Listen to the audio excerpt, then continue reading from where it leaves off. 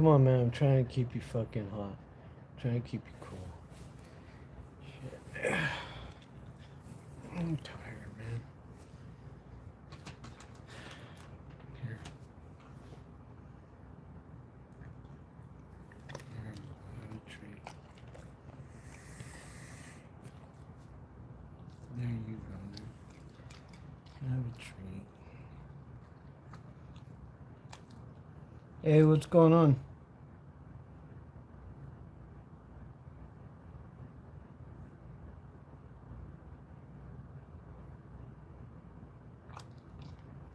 Come on, get over here, lay down. Get over here and lay down. Come on, man, please. Shit, you know, I feed you.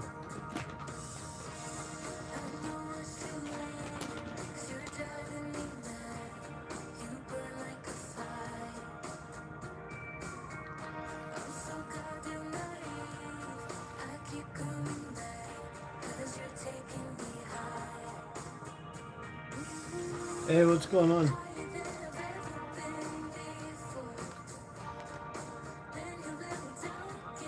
I want you to move your ass around.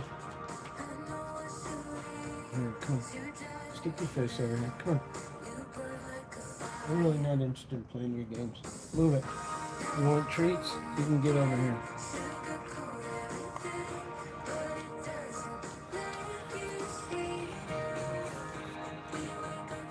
He's not out of the woods yet. I'm taking him down to a new vet tomorrow. I'm just going to take him down there tomorrow and let them have a fresh look at him.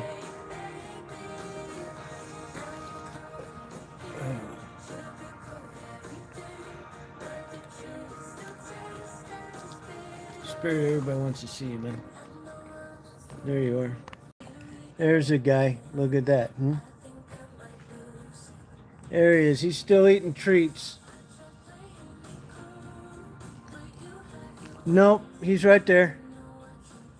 There he is. There's Spirit. There he is.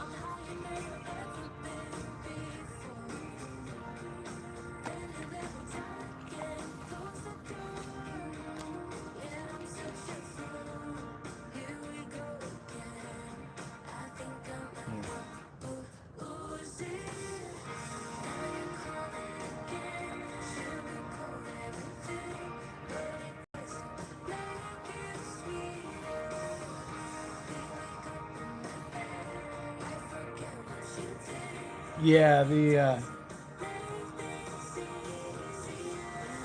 his old vet who I went in to see yesterday, I went in there and they said that he's they said, well,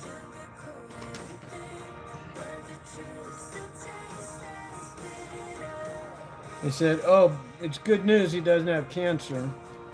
It's like, well, you had a chance to tell me that Tuesday night. You had a chance to call me Wednesday morning and let me know, but you made me wait until noon when I came in. And then they're like, but something's still in there and it's probably a foxtail. It's like, it's not a foxtail. They always like to default to the foxtail. They found 2 foxtails in Spirit. I've had him down there for over a year. No, of course you can't sit your ass up, can you? You know what? Sometimes I'm just not in the mood for your attitude. I'm just really not. I'm really tired right now. And all you can do is show your little food aggression diva attitude right now. I'm really not in the mood for your shit. Come on, get up here, come on. There you go. Your little food obsession thing makes it hard on everybody. It really does. I put up with your games all the time, but I got a lot of stress on me right now. I'm trying to keep Spirit well. I'm trying to keep you well. And all you can do is just sit down there and look at that fucking bag like you're not fed. I feed you $75 bags of dog food every fucking month. Sorry, I'm not trying to be mean to my dogs. I just these people at this vet made me feel like I don't take good care of my dogs, and I'm like, you guys see these dogs when they're sick. I said I got people who log on to this live stream every single night. I said if I didn't take good care of my dogs, I said animal control would have heard about it months ago. I said these aren't just my dogs anymore. So basically what this vet was saying was I think there's something that's still down in his leg causing this infection. I won't admit that we may have been the organization that missed it, but they were trying to say that it was a foxtail that I put in there, or that Spirit got in there. And it's like, Spirit doesn't get foxtails. He's had 3 this year. He's had 3 foxtails this year, and those foxtails were just from, the yard. The whole United States didn't have a winter. They had an early spring, and I got hit with foxtails really hard. Thank you for the jewels. So they're trying to blame this thing on a foxtail, and I just know it's not. And so I would end up having to pay for another surgery for them to go back into his leg. And the lady said yesterday, she's like, well, it'd be like finding a needle in a haystack to figure out what's in his leg. And it's like, well,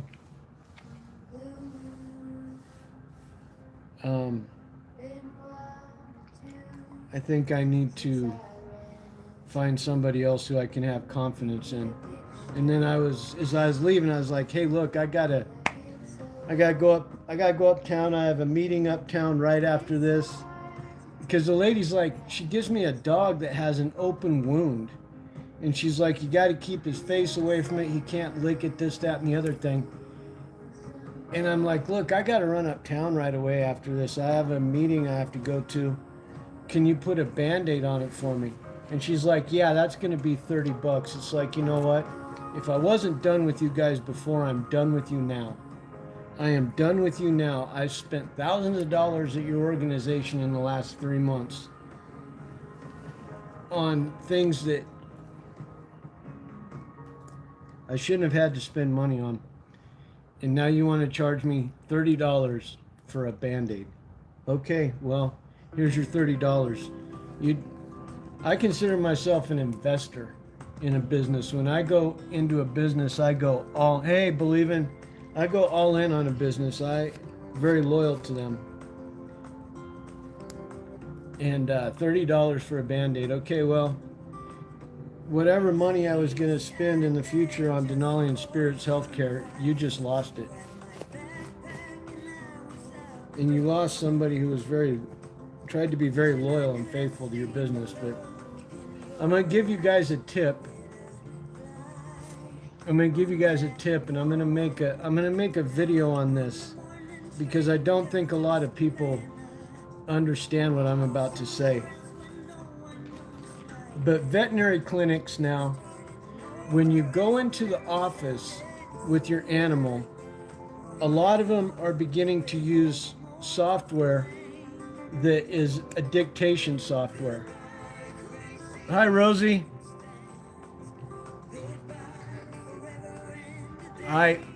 I know who owns the office. You know what? I'm not going to sit here and bash a company overall. I'm sharing my personal experience only. I really hope that other people who go there have a good experience. I want to say I hope that they do. People have bad experiences with businesses. Businesses have bad experiences with people. Okay, it just so happens that it's my dog.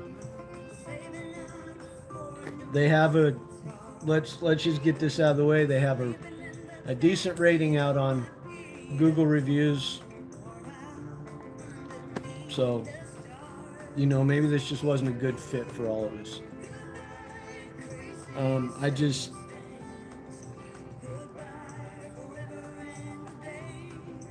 Thank you, Edward. It was like I was saying a few minutes ago. If I wasn't Edward, you and Believin', Rosie wouldn't be a member. Believin' wouldn't be a member. Irish Cream wouldn't be a moderator.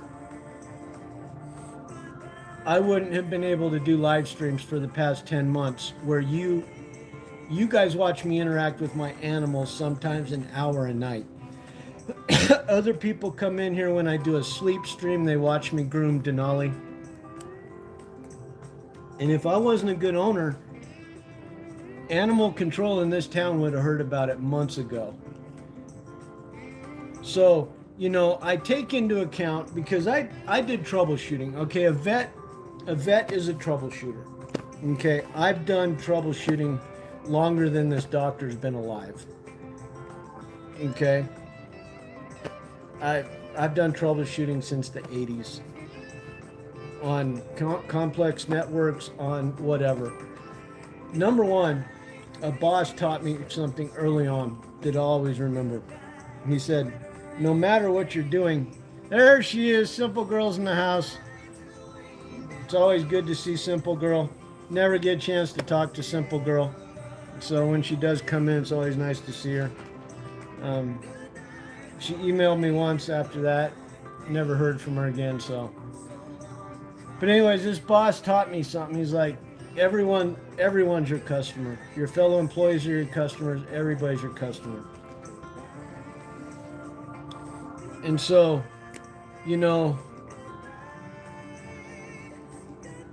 when it comes to troubleshooting, you may not be a vet, which I'm not, and that's why I take my dogs to a vet. I need somebody with their particular expertise. But you still know, everybody, even people who don't do troubleshooting, when you see a trend or something, how to do basic troubleshooting. And I've done the troubleshooting here on my dogs, and things just aren't adding up. So I think it's, people do it in the healthcare industry all the time. Patients, let's go get a second opinion. So that's what I'm doing. As I said, every vet is important. In our town, every veterinary office that we have is important. My bad experience does not reflect on that organization as a whole, and they have good Google reviews. Okay, so let's just get that out of the way. I'm not going to say something about them that's not true. They have very good Google reviews. They have a great staff up front, wonderful gals up front. I just need fresh eyes on a situation like this. I think that's valid. I think that's very valid. So instead of, as you guys know, I have not said their name, and I'm not going to say their name. It doesn't matter. Everybody's had bad experiences with organizations, and they've moved on. And that's really all I'm doing. It just so happens that, the vet that I'm getting ready to take Spirit to tomorrow, I explained to them on the phone, I said, look, I am a content creator. I said, my dogs are not just family pets. My dogs are the equivalent of like a show dog or livestock or something like that. And when I bring my dogs to you, I'm building an ongoing relationship with you that is going to be replicated on screen. I'm not going to call my vets out. I don't tell you who my personal doctor is. I'm not going to do that. That's just, to me, it's unprofessional, it's unethical, and it's not necessary. If my vet wanted to get involved in the process at some point and do some content, that would be fine, but there would have to be other stuff there, and since there's not, but they know. I made sure they knew up front, because when I started seeing this other vet, we hadn't started the channel yet. So that relationship between me and you guys and the dogs has changed. And I don't think that this other vet was able to really change gears with me. I'm gonna miss some of those people down there. I really am, because they really like Spirit. They like Denali. They look forward to seeing him coming into the office. A lot of people are being hurt by this, but at the end of the day, I have to take into account the health and welfare of my dogs as well. So that's pretty much the whole speech on it.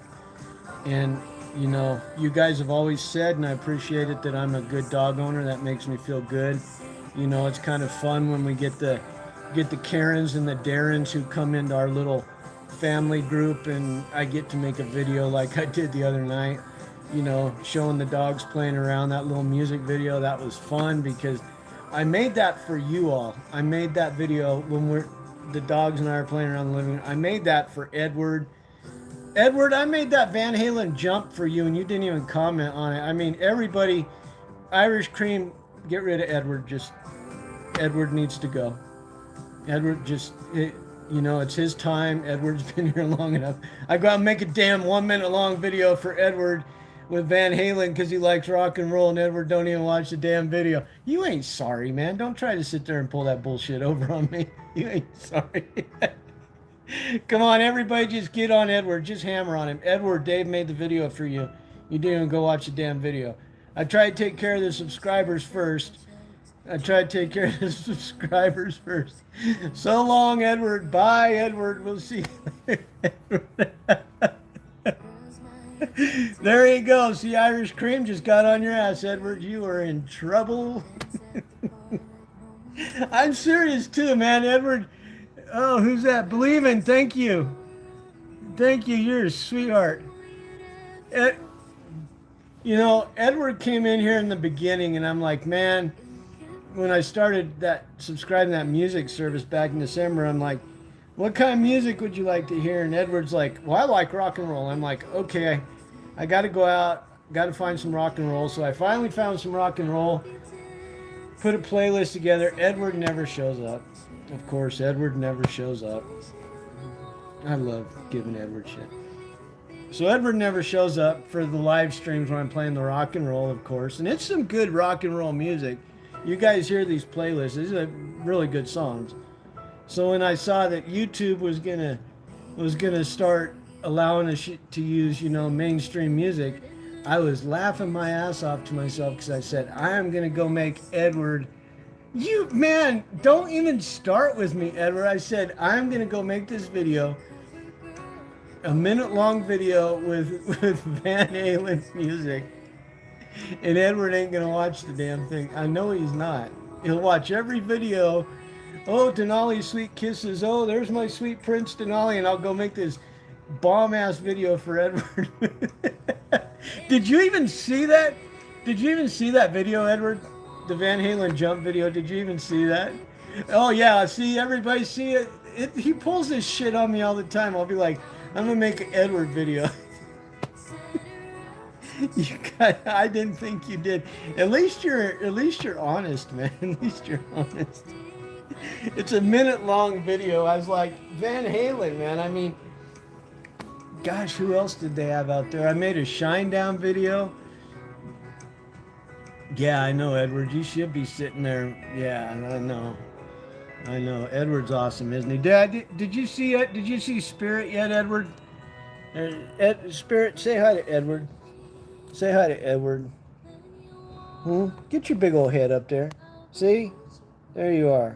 Show him your little bandage. There's your little bandage on your leg. See, Edward gets all teary-eyed when he sees you over there with your little wound. And he should get teary-eyed. He should. Yep, there's your handsome boy, Edward. Oh, you want to watch him lick his... There you go. Get your butt up there. Hey, Tulo! Well, he ain't out of the woods yet, Tulo. They found out that there's not cancer, which, of course, let's just face it right now. The C word. The C word's automatically going to scare anybody. So, found out he's not cancer, but we don't know. Whoever the new vet's going to be, doesn't know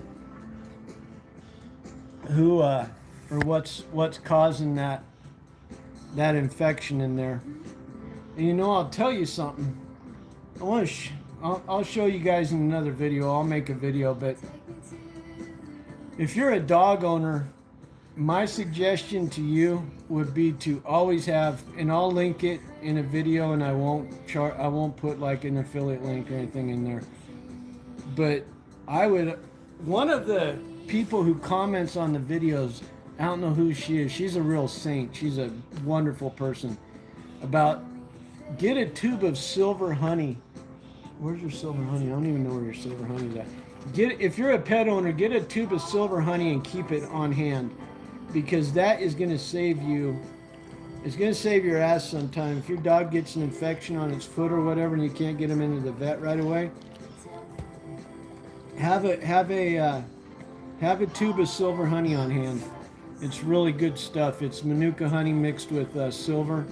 Kills the bacteria, draws the infection out.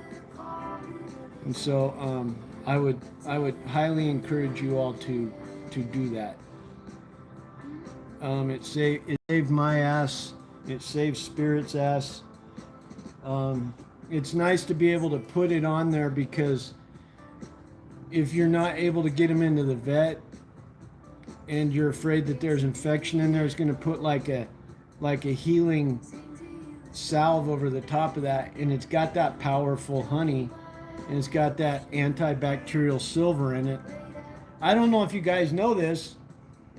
Little bit of information from the 80s.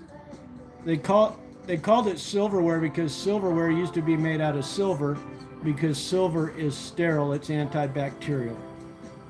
So there's a lot of powerful healing to silver. And gosh, I can't.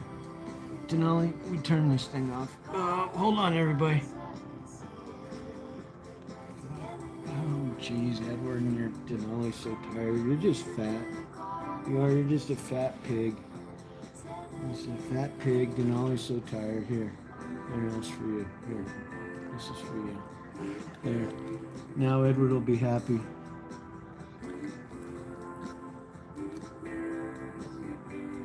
Yeah, I bet that is comforting. I bet that really is comforting. I can see where that would be comforting, Rosie. Hi, Amber. Welcome to the club. Go ahead and subscribe, Amber, because Softy here has lots of videos out there. Softy actually has a video out there that has a Van Halen Jump soundtrack to it. You're welcome to go watch it. You're welcome to go watch it, Amber. We'd love to have you watch the Van Halen Jump video. I made it for subscribers. I don't think any of the subscribers I made it for watched it, but I mean, I would like at least one subscriber to watch it, because I don't think any of my other subscribers have watched it. Well, thank you. I hope you'll go watch the Van Halen video. I have not heard anybody in this room. We have Rosie, we have Simple Girl, we have Irish Cream, we have Believin', and none of them have said, Dave, thank you for the Van Halen video. None of them have said that. Flava Dave never said that. No, you ain't gonna watch it, Edward. Edward, I appreciate your honesty a lot of the time, but right now you're not being honest. Hey, Edward, how'd you heal from that motorcycle wreck, man? How'd you heal from that motorcycle wreck? Did you even see my new tattoo video, Edward? Yeah, I thought you did, Rosie. Yeah, I thought you did. If you're going to be a member in this channel, you got to watch my videos, Rosie. Did you see my new tattoo, Edward?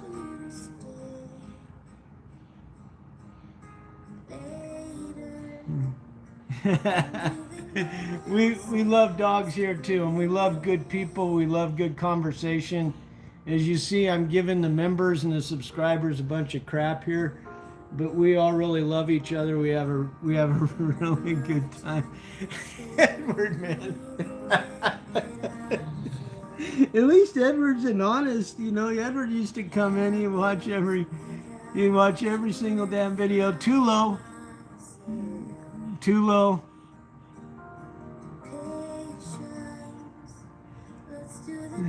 Oh, come on, Tulo, you gotta get a tattoo.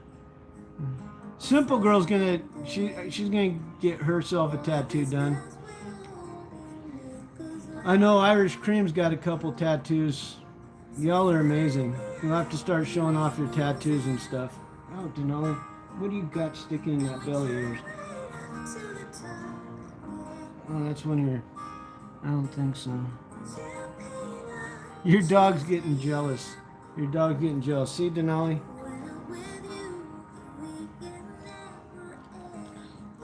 There you go. All right, we got to get you back over here because old Big Ears over there. Look at you. Look at you. Or Big Ears. Look at that. There you are. There you are, Big Ears.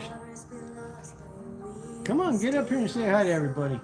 There you go. Good job. Get up here and say hi to Edward. The only place Edward ever sees you. Big Ears Spirit. There he is. She has all scars tattoos.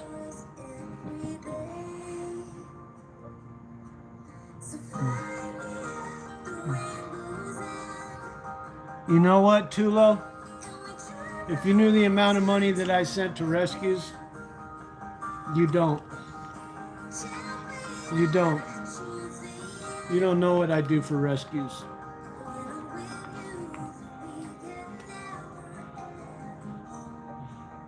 Do you know what I do for rescues, Tulo?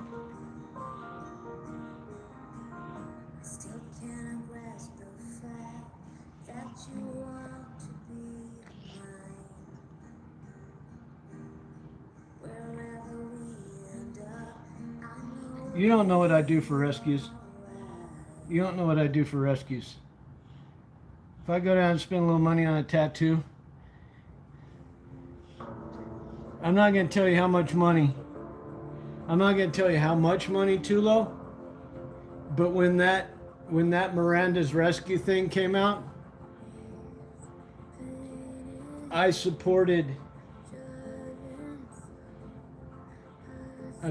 4 dogs from Miranda's rescue. 4 dogs from Miranda's rescue that weekend. I have bought dog food when people rescue dogs here in town. I've told people if they rescue the dogs, I'll buy them a bag of dog food. When I buy them a bag of dog food, it's a 50-pound bag of dog food, and it's not. If you know how I feed my dogs, I make sure that they get the best dog food when they rescue a dog. There was a guy who was rescuing dogs over in North Carolina. I sent him a bag of dog food. There was a guy who was having troubles getting surgery on a pit bull down in Los Angeles. I paid for the part of the surgery. So if I go down and get a tattoo every once in a while instead of supporting a dog, and I do it for vanity reasons, well, what would you expect from a sailor who still wishes he was in the Navy? I'll tell you something, Tulo, right now. Vanity. A lot of people don't know this about me, but if I didn't have these 2 dogs, I'd be over in Africa at war right now. I love war, man. I'd be over in Africa flying drones and working over on a base over in Djibouti. You know, I'm a sailor, man. That's all I've ever been. That's all I've ever been. I guess I do have a beautiful soul, but I like war.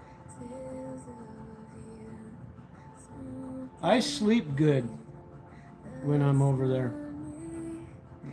When I was in Iraq, I didn't ever want to come home. I didn't ever want to come home.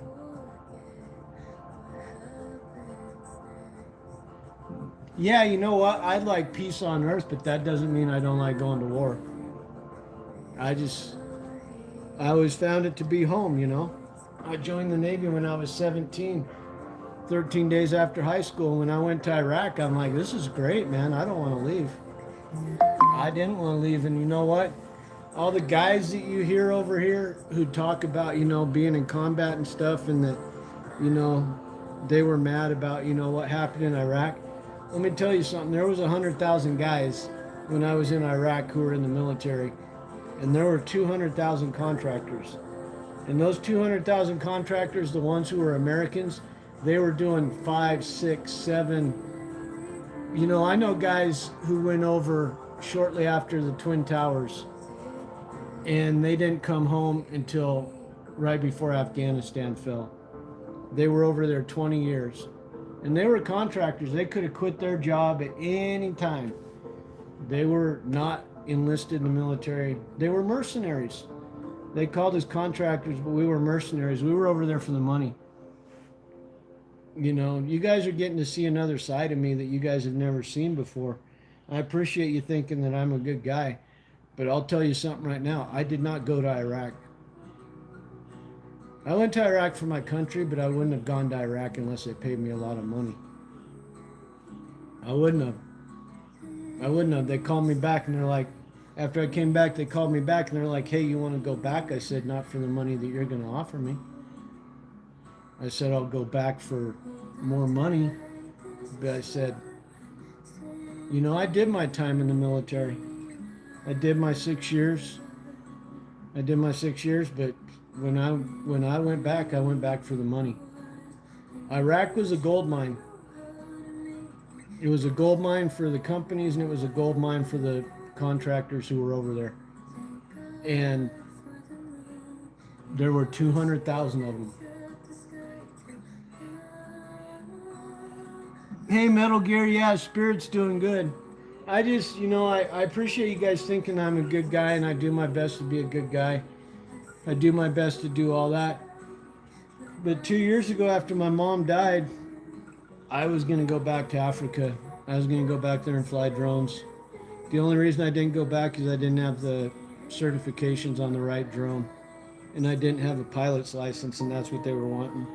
But everything that's going on in the Red Sea right now with the Houthis and the piracy and all that, I was going back over to get into that. That's what I wanted to do. And so, you know, the only thing that bothers me is I was thinking about leaving my dogs. And that's something I could, even though I'm almost 60, I could still go back. You know, if I got in shape, I could still go back. But I couldn't go back because I have my dogs, and I really do love my dogs now. But there was a time 4 years ago when I didn't even know what love was. I really didn't love anything. I love my dogs, but not like I do now. I was pretty much emotionally strung out on the medications that they put me on after I came back from Iraq. I guess maybe you guys are trying to figure out why I like war. I guess the reason I like war is because when you go to war, everybody's got PTSD. So, you know, war is a PTSD environment. So when you have PTSD, where are you going to feel at home? Someplace where there's ongoing PTSD. That's why I felt right at home. You know, I'm back here in the United States. It doesn't feel right to be here, you know. And I hear a lot of other veterans say that. You know, a lot of other guys, they don't want to go back. I get it. But there's a lot of guys. You know, Edward, I liked it. I really did. I guess part of it is you got missions, you know. You got a mission. It starts, you complete it, and then the next mission isn't going to be the same. You know, sitting in this house, man, being disabled, this shit kills me, man. This shit drives me nuts. That's why I go out and start the YouTube channel and go out and videotape in the woods and stuff. You guys thought I started the YouTube channel to show off the dogs. No, man, I started a YouTube channel to talk about this kind of stuff. I started a YouTube channel. Just give me a reason to get up during the day. You know, when I first made it, every single day I made a video for 180 days. You know, and you guys saw me make that video where I said I liked chaos. I did, you know. I mean, I did. I do, you know. That chaotic environment is something that it, you know, it attracts me. But I regret making that video about saying I like chaos, because I got what I was looking for, but it was spirit. It's a type of chaos that I've never been through before. I regret making that video. I should have kept my mouth shut because I got chaos, and it happened to my dogs, and that bothers me. I can deal with chaos, that's directed at me, from another person, from whatever. When we had the bullies across the street, that didn't bother me. It bothered me that my dogs were at risk. If it would have been just them coming at me, no problem. I can deal with you guys. But this chaos that's affected spirit and stuff, yeah, I should have kept my mouth shut. I never should have made that video. Oh, fuck Palestine, man. Fuck Palestine. I'm not a big Palestine fan. I'm neutral on Israel. I could care less what Israel does. I don't expect anything out of this government. We're apolitical in here.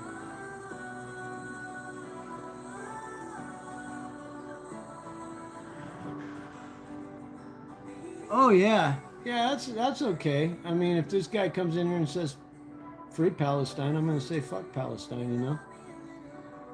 They're terrorists. Not all of them. There's a lot of good people in Palestine, but they also, I know the kinds of environments that those people live in, the differences in their cultures, and I respect their cultures. I respect Iraq and the way that they live. They live in tribal societies, and that's the one thing that we don't understand about like Palestine is they're tribal. You go to Iraq, and Iraq people talk about, oh, you're back. Iraq people talk about, when I was over there, I had a lot of Iraqi friends. When I was over there, I actually worked with a guy whose uncle was the most powerful tribal leader in Iraq under Saddam Hussein. And tribal politics, Iraq over into Iran, into Afghanistan, into Pakistan. The Taliban is a tribe.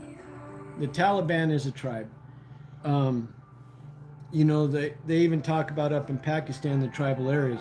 So the reason I'm bringing this up is because there's still a lot of tribal stuff in Gaza, in Palestine, where all those areas are. Hold on, I want to deal with this guy. Don't worry about Irish Cream. Decolonize your mind. If I went PSYOP on you, dude, I used to work PSYOP. If I went PSYOP on you, whatever. I don't need to decolonize nothing. I could care less. I could care less about what's going on in this world. Stop being a serf, huh? Yeah, okay. Whatever. I'm sitting here giving people a speech on global politics, which I know a lot about, and you're sitting here trying to call me a serf. I've forgotten more than you'll ever know about global politics, dude, so screw off. It's sad to see us caught up in the whole Iranian conflict right now. I don't know, I don't think anybody can say if they have nuclear material or not. I really don't think anybody can say that for sure. Because the thing about Iran is, I remember seeing this back when I was in Iraq. They came out and they said Iran's a week away from a nuclear weapon. They said this back then. And every few years, it seems like they trot out the Iran is about a week from a nuclear weapon gig. After you see it a few times, you realize it's a political card that they're playing. And now we got an administration in here that says, they're this close, and it's like, you guys are playing this card again when it's really not about that. It's about something else. There's that a lot of countries get their oil from the Strait of Hormuz, and whoever controls the Strait of Hormuz controls the world's economy.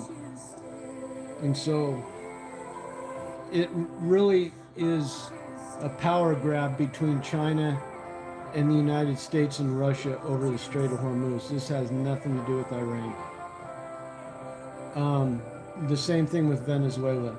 You know, people seem to think that the United States government is supposed to be this altruistic, happy-go-lucky government.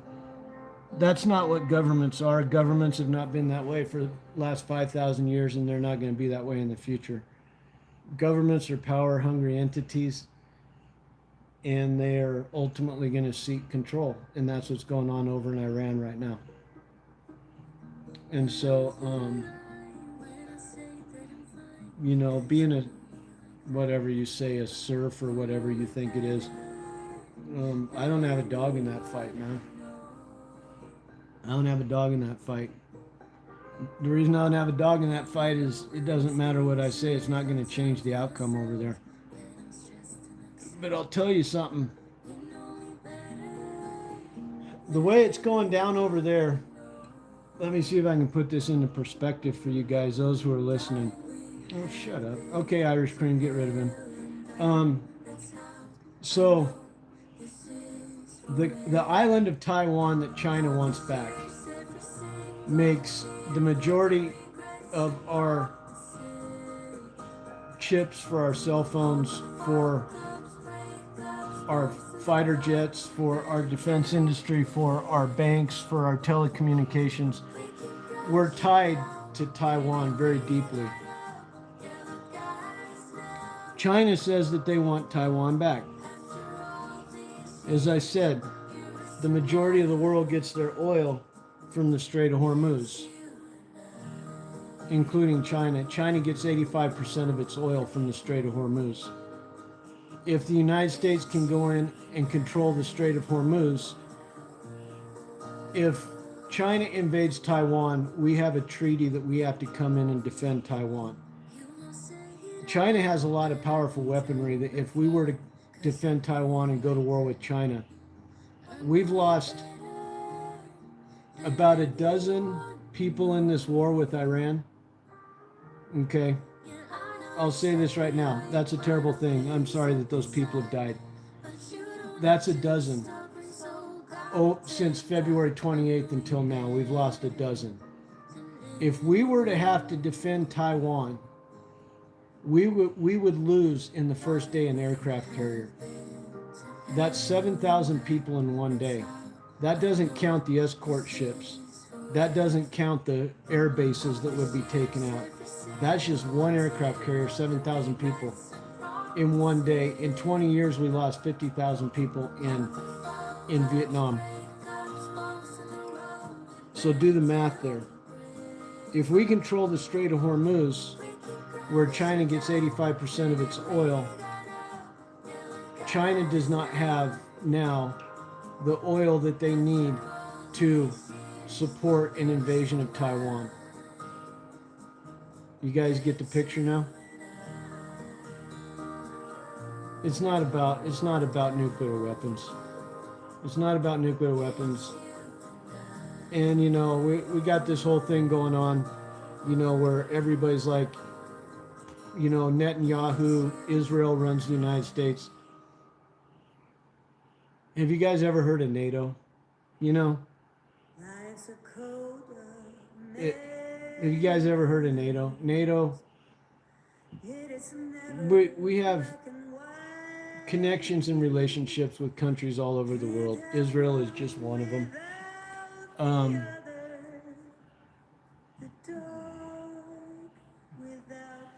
China has the balls to do it if they have the oil.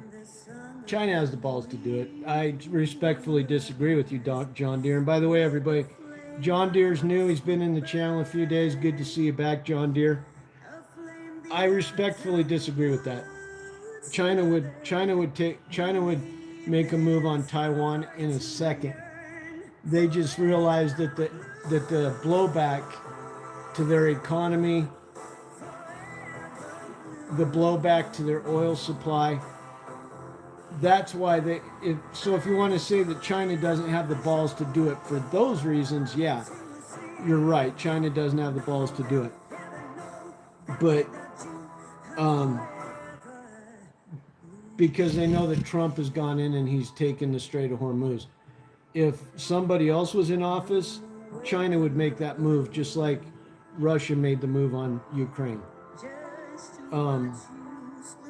You know, there's things there, you know, that the guy who's in office right now, when he came into office, he's like, I'm gonna solve the Ukraine war before I get back into office. I call bullshit on that. I said there is no way as a second-term president that Putin's gonna buy into this and that he's gonna give up to Ukraine just because you come back into office. And it's turned out to be that way. It's a year and a half into his term, and Ukraine's still cranking full speed. And everybody says that Russia doesn't have the power to prosecute this war much longer. Well, they're still prosecuting it. So I think that at some point China's going to make a move, and they really don't have a lot of time to make a move. The reason that they don't have a lot of time to make a move is because their population is declining. They're losing population, and they're also facing a possible revolution within their country, because when they did the one child policy in China was built off of a family model where the oldest male always took care of the parents. When they created the model of one child, when a couple got pregnant, they would see if it was a boy or a girl. If it was a girl, they would either have an abortion or they would have the baby and take the baby to an orphanage and give the baby up. And so the country is overloaded with males. It has no females to reproduce. And so you have all these angry males around who have no women to have relationships with, to have marriage with. And a lot of people don't know this, but these men are very, very, very angry at the government. And what they're trying to do is they're trying to keep these men from revolting because they hate the government, and they're just sitting around with nothing but time on their hands. No future, no possibility of having a life with a woman, nothing, because there are no women over there. And so China has to do something really quick. They have to start moving really quick. And China is not the kind of country that is necessarily going to bring women in from other countries, which that's the way it goes overseas. Okay, you guys as Americans may not like this, but overseas they will bring women in from other countries. They will move men to other countries. They move children. That's the way the world functions. But China won't, because China is very much a racist society. China is the center of the universe, the center of the world. And to pollute China with another race is something that they could never allow to happen. So, China, the best way to unify a country is to go to war. But this administration has cut off the Strait of Hormuz. And at the same time that this administration has gone in and cut off the Strait of Hormuz, they've also cut off Russia's drone supply. Russia was getting the majority of its drones from Iran. We've gone in, we've bombed those drone factories. So it gives Ukraine a chance to fight back against Russia. That's the only thing that's going to bring Putin to the table, is cutting off his ability to wage war with drone warfare, because his tank supply is gone, his infantry is cut back, and I realize that I'm counteracting what I just said, but I don't know if you guys realize this or not, but North Korea actually sent troops into the Ukraine but those troops were of such bad quality that they sent them back. They told North Korea, they said, take your troops back. Um, I laughed about that. So, you know, I'm not sure why Putin is trying to drag Europe into it. He may be trying to drag Europe into it, to drag America into it. You know, it's a chess game there, which would give China the ability to move on Taiwan. So, you know, it's kind of like Game of Thrones. That's where we're at right now. There's a lot of stuff going on behind the scenes that we don't know about. Part of the reason that we took Venezuela is to cut off China's oil supply there as well. China wasn't getting a lot of oil from Venezuela, but they had the ability to have a footprint very close to the shores of the United States, and so that's why we'll go after. Cuba next, is because Russia still has a lot of military bases within Cuba, and the other reason that we'll go after Cuba next is so that Vance and Rubio can win Florida in 2028. That's going to be a political move. With the Cuban population that's down in Florida right now, taking Cuba would seal the deal on making sure that Florida voted for Vance and Rubio in 2028.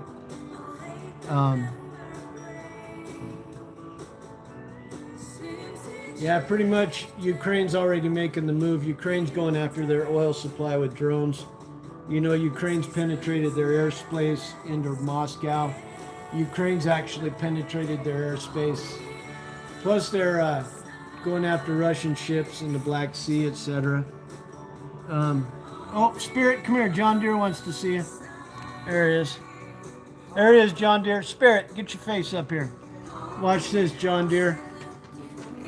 John Deere was going to try to get you. See? There he is, John Deere. John Deere was going to try to get you a beef. He was going to try to get you a beefer.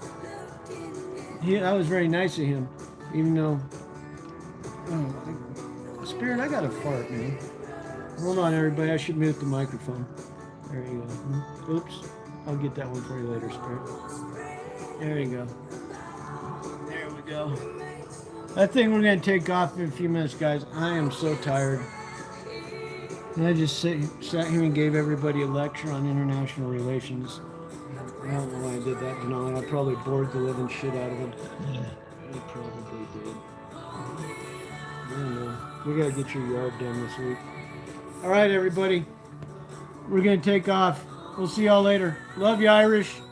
Edward, love you. Love you, Edward. Rosie, John Deere, thank you for coming in again. It's good to see you. Flava Dave. Believe in SC. I don't know who else is in here right now that I missed. Hi, Tumble Times. Or is it Turbo Times? I don't know who it is. All right, we'll see y'all later. Take care. Say goodbye, Spirit. Say goodbye. There you go.